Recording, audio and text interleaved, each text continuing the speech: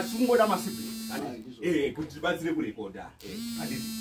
Saka iwe uchatanga untaura kuti masiblings ako ari kupi mangani. Handiti.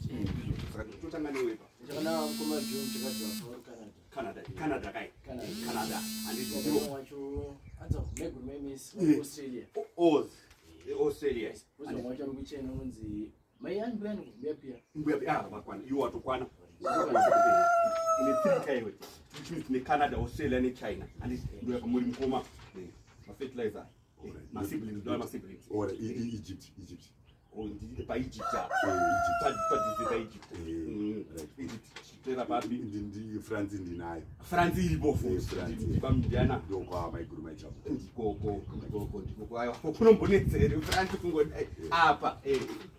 Yeah, my brother is in Poland. Yes, ngazona. Ndatokuona izvangu. Poland. And I've got another a sister in Germany. Okay. Right. Zipewe kupedzesera. Imdongo da 3 veni. Okay, then the other sister actually is in Italy.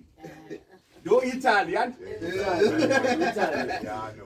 But the Banama Donga. Do 3 when you mama. Maranda. All right, Pamaranda. Tabasi katika deni hapa. Bande rodi ndorisia. Ndiani mumwe? Sekuru walikuwa Pakisia tota. Ndo zvakanaka guys.